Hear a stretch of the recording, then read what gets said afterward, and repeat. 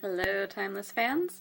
So this video is coming a little late just because I've been busy with some stuff and just a lot going on, but I still wanted to get my recap in for Timeless episode 6. And this was actually an interesting episode. I didn't have the highest expectations for this episode, but it actually it surprised me. Just a quick general recap. So in the beginning we see all the past events that have happened, and they bring up the journal that Lucy had written, which we hadn't heard anything about that until now. And so we know it's going to make a comeback somehow. We just don't know how. It wasn't that important in the show, except it had more to do with the relationship between Lucy and Flynn. And basically it was just kind of like a bonding thing for them, because Flynn was the one who had found Lucy's journal. Still, I don't remember if he said how, but it was kind of like his guidance of how to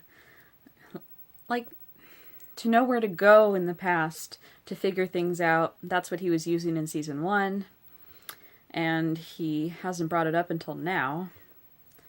So Lucy still has the potential of writing this. We just don't know when and how it's going to happen.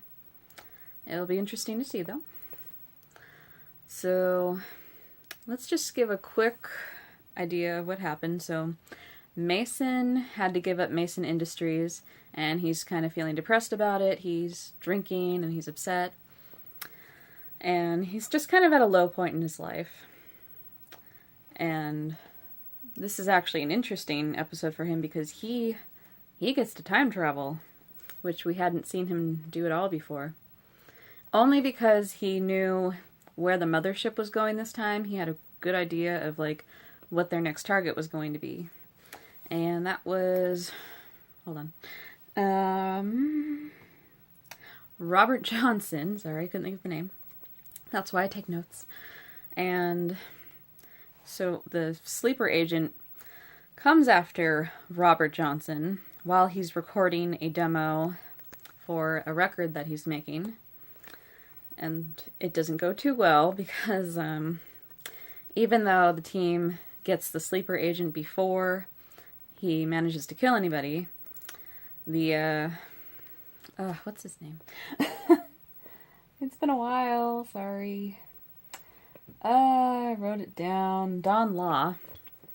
So he's the one who's recording Robert Johnson, and he gets freaked out about the whole shooting thing, and there's this whole thing about Robert Johnson being cursed and all that, which, I'm gonna be honest, I had no idea who Robert Johnson was before going into this episode. One thing I love about Timeless, I learn a lot from the show, which I am grateful for. And so basically the whole recording session is messed up, it's ruined, and they need him to record the record because basically his music is very groundbreaking.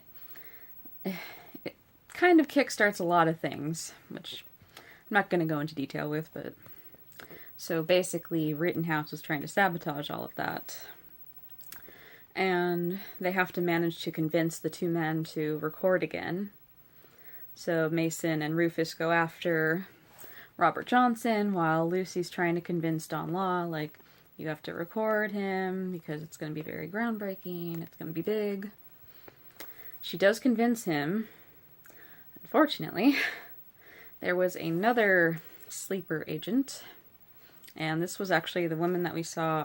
We see a flashback at the beginning of the episode of, before they record the record, and there was a woman there. She turns out to be one of the sleeper agents, and she's unfortunately killed Don Law. So now Lucy and Flynn have to race to where the others are, which is at, I think it was Robert Johnson's sister's, I can't think. She owns a club of some kind. I'm sorry, the terms escaped me, but anyway. So, They manage to get there just in time as the woman finds them, and Flynn, well, we think Flynn kills her, but it turns out Mason actually did. And, like, Mason actually really got a lot of action in this episode, which, that was actually really cool to see. Because this was being pointed out by other people, and I didn't think too much of it because I figured at some point they were going to give him his time in the light, but it just wasn't happening. And this episode, they finally showed us, like, Mason's more than just a background character, more than just a one-line deliverer person. But he really, I think he really brought it in this episode. It was really amazing. And I liked... Rufus was actually the voice of reason in this because Mason was still feeling depressed at the end. Like, he's thinking, I don't want to continue this life anymore. I just want to go and do my own thing. And Rufus manages to convince him to stay because he tells him, like, you were my mentor. You were my guidance when I needed it. So I really liked that we got to see a little more bond between them, which we really haven't seen that much. Because we know Rufus was, he was close to the other guy, which, oh man. I haven't seen season 1 in a while. I can't remember his name. He was working for Flynn. He was the driver of the mothership.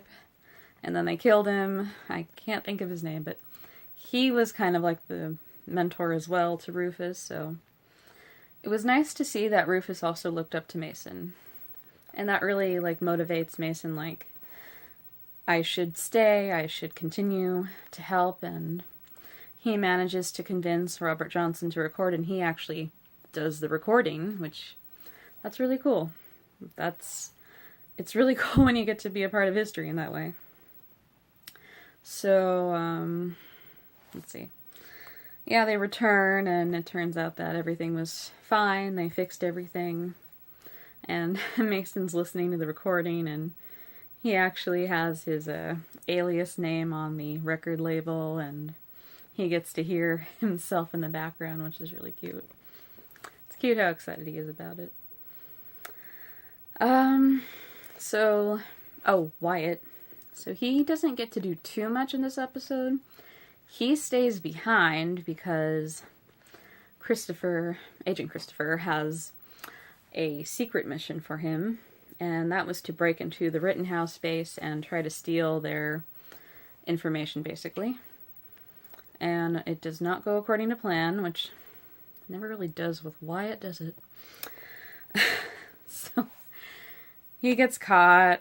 He's in this moment all of a sudden where Carol, Lucy's mother, is confronting him. He has the opportunity to take her out, but he can't get himself to because she's Lucy's mom, and he knows that. He's really thinking about, do I really want to, do this already? Because, let's see, how can I say this? Yeah. He doesn't want to give Lucy another reason, probably, to hate his guts. She doesn't really hate his guts, but this would probably, set her off even more. And unfortunately, while he's hesitating, Keynes gets the upper hand, and he manages to escape with Carol in the mothership. So we don't know where they're heading or what's going to happen, but they can never get Rittenhouse. And we still don't really know what the plan is with Rittenhouse. We didn't get too much on that this time, but I feel like this was kind of more of a Mason-centric episode, and the Rittenhouse thing was just kind of in the background, which, it was still good. I think we're not supposed to know too much about Rittenhouse's plan until, closer to the end of the season, which, like I said, I'm not sure if it's 10 episodes or not, but if it is, we only have, another half of the season left, which they'll probably start delving more into the whole Rittenhouse thing. We'll see. I already can't remember what the next episode's going to be about, but we will have to see. So one thing I really wanted to discuss in this episode was Lucy and Flynn. And I don't know if I want to ship them really, but the writers are kind of actually making it work in a way, which is surprising me because I wouldn't think it would. And is Wyatt going to stay with Jessica then? Or is it all a red herring? Is Jessica Rittenhouse? Because I still have that theory in a way. I don't know. But I liked that they actually developed more of a bond between Lucy and Flynn. We've seen like moments with them, but this was like they were actually talking and getting to know each other more, which I thought was really cool because we actually haven't gotten to see that too much. Them as friends. Like, we've seen Lucy captured by Flynn, and they almost had like a good end until he got arrested, and but this episode really actually delved into those feelings, like maybe we can be friends, that kind of thing. But I wonder if they're going to be more than friends, because I feel like they're going in that direction. I don't know. I just wanted Wyatt to happen, but it only happened for one episode. I don't know.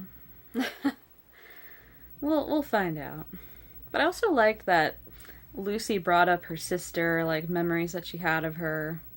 It was really sweet, and Flynn he said that it was never his intention for Lucy's sister to disappear, which was nice, because I actually didn't think that he had anything to do with it, especially after Lucy's mother kind of revealed herself to be Rittenhouse and that they brought her back, and it sounds like the consequence was that the sister had to not be born. Which, I don't know how that worked exactly, but maybe they'll explain it. I don't know. So much to explain on these shows. So many questions, so little answers. I don't know. But yeah, this episode was really good. And it was cool that they actually introduced the idea of a fourth passenger, which, if only they had figured that out before Gia went on the frickin' messed her up. Oh yeah, speaking of Gia, so she has a disturbing vision which we don't see at the beginning, and she's very disturbed by it. And I wondered if she saw something about Rufus, like, badly injured, or, like, maybe he died. And the question is answered at the end of the episode. Turns out that he has some kind of confrontation with these cowboys on a beach. Which I'm really trying to figure out how those two combine. And so somehow there's this fight and he ends up dying. So unfortunately, my second theory was correct. And what we've seen with Gia's visions is that they tend to work out one way or another, even if you try to prevent them. So, not good news for Rufus. I don't know if they're gonna try to keep him grounded as well, because they wanted to do that with Lucy, but she obviously isn't gonna stop that. She's not gonna let Rittenhouse get to her. But Rufus, I'm like, what kind of confrontation? Like, how does this happen?